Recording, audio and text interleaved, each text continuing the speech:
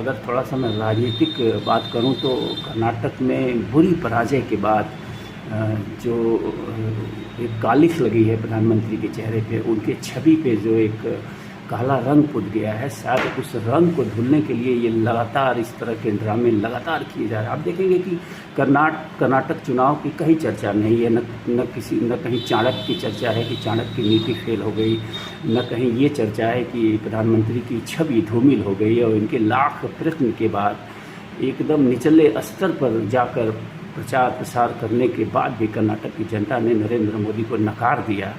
तो इसी छवि को जो छवि गिरी है, उसी छवि को उठाने का ये प्रयत्न चल रहा है। और अभी आप उनकी विदेश यात्राओं को भी देखे होंगे कि कैसे दिखाया जा रहा है, मानो कि ये पहले देश के प्रधानमंत्री हैं जिनका विदेश में इस तरह से प्रोटोकॉल दिया जा रहा है, इस तरह से स्वागत किया जा रहा है। अगर ये विशेष है तो ये वीडियो देखिए राजीव गांधी की।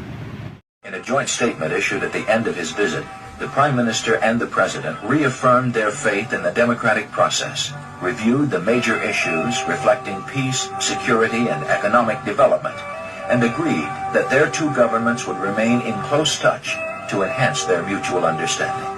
The warmth in the relationship between these two great nations is evident in the meetings between their two leaders. देखिए और फिर ये वीडियो देखिएगा आप।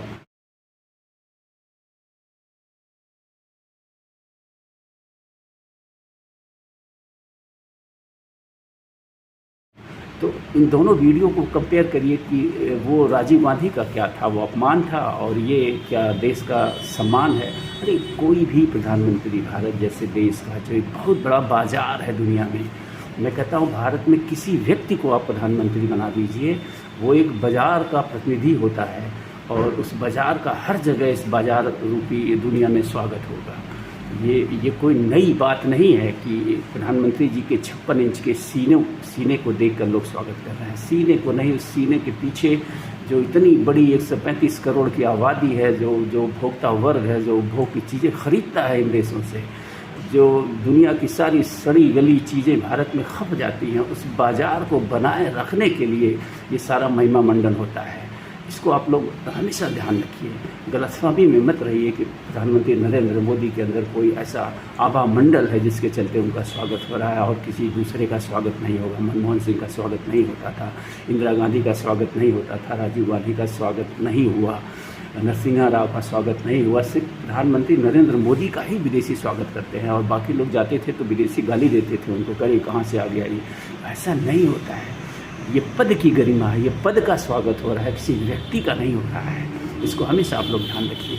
तो कुल मिला के मेरा कहने का तात्पर्य है कि पूरी जो भारतीय राजनीति है, मैं किसी एक व्यक्ति को या एक पार्टी को नहीं दोषी मान रहा हूँ, सबके अंदर यही व्यक्तिवाद है। सब अपने आप को श्रेष्ठ और सर्वश्रेष्ठ समझते हैं, कोई टीम वर्क में काम नहीं करना चाहता है। संसद जो है पूरे देश के लिए है, पूरे देश के लिए एक संदेश है कि भारत ने एक नई संसद बनाई है। संसद बनानी चाहिए थी या नहीं बनानी चाहिए थी, ये कोई विषय नहीं है, इस पर चर्चा नहीं होनी चाहिए। अगर हमारे पास फंड हैं तो हम संसद बना सकते हैं, अच्छी से अच्छी संसद बनाएं, अच्छी बात है। लेकिन उद्घाटन में ये जो विवाद उत्पन्न हुआ है, ये विवाद निश्चित रूप से शर्म का विषय है। आप दुनिया में क्या संदेश दे रहे हैं कि आप कितने बटे हुए हैं, आपकी राजनीति कितनी बटी हुई है कि आप अपने जो केंद्रीय स्थल है, जो संसद है, जहाँ से देश का संविधान जो है चलाया जाता है, जहाँ से देश के लिए नीतियाँ बनाई जाती हैं, उसके निर्माण पे भी अगर इतना विवाद है तो जो लोकल मुद्दे होंगे उनमें कितना विवाद होगा हमारे बीच में। तो ये गलत संदेश हम दे रहे हैं और जल्द से जल्द इसका समाधान होना चाहिए और एक सहमति से जो है इसका उद्घाटन होना चाहिए। और व्यक्तिगत रूप से अगर मेरी मानी जाए, मेरा भी विचार यही है, मैं उसके बहिष्कार की बात नहीं कर रहा हूँ, लेकिन संवैधानिक ढंग से जो संविधान का अनुच्छेद 79 कहता है कि राष्ट्रपति सर्वोपरि है, वो सर्वोच्च है संसद का, तो ये अधिकार तो राष्ट्रपति को ही मिलना चाहिए था। लेकिन अगर प्रधानमंत्री भी उद्घाटन कर रहे हैं तो इसमें कोई बहुत बड़ी जो है अनैतिकता नहीं हो जाएगी या कोई बहुत बड़ा गैरकानूनी काम नहीं हो जाएगा। तो शांतिपूर्ण ढंग से सबको मिलजुल के संसद के इस उद्घाटन सत्र में भाग लेना चाहिए और पूरी दुनिया के सामने एक संदेश प्रस्तुत करना चाहिए कि हम भारत के लोग आपस में चाहे कितना भी मतभेद रखते हों व्यक्तिगत रूप से, लेकिन जहां राष्ट्रीय मुद्दों की बात आएगी हम सब एक हैं, एक साथ खड़े हैं।